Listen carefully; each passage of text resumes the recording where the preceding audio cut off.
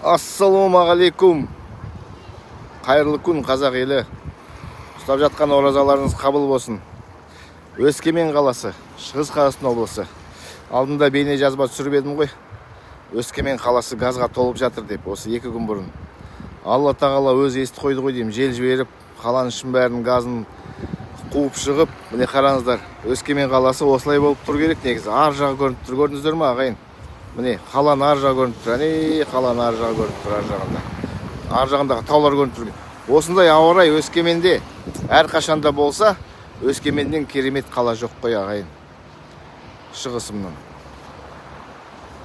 Табиғат десе табиғат, қыс десе қыс, жаз десе жаз, жылдың 4 мезгілі бар. Және де қай жаққа барсаңыздар да демалатын, шомылатын, және де серуендеп қайтатын орындар көп. Шығыс Қазақстан облысы, Өскемен қаласы хабарлап тұр. Көрдіңіздер ме? Осындай Алла тағаланың көзі сияқты біздің өкіметтегі отырғандардың көздері дұрыс болса ғой, сонда нұрдың үстінде нұр жауады, және де экологиямыз жақсы болады. Ақша деп жүре бермей, халықты да ойлау керек, адамдарды ойлау керек, денсаулықты ойлау керек, болашақта ұрпақтарды ойлау керек. Алла тағалаға мында бір рахмет. Ораза айында бізге жеңілдігін беріп тұр. Осындай газдан айырып, газды жоқ қылып, міне қаланың ар жағы көрініп тұр ағайын. Қазір мен тұрған жерім Жібек маталар комбинаты, Қазыбек би мен Ильяс атамыз Есенберлин көшесінің қиылысы міне жерде.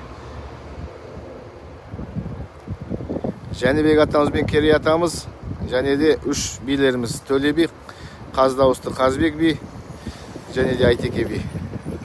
Міне Өскемен қаласында. Осылай болу керек ауа райы. Тап-таза экология департаменті. Ойлаңыздар, желдеткіш саласыздар ма, әлде заводтарды қысқартасыздар ма, жұмыстарын сүзгілерін ауыстырсын ба, әйтеуір бірдеңке істесін. Барларыңызға сәттілік, қайырлы күн, жақсы күн. Сау болыңыздар.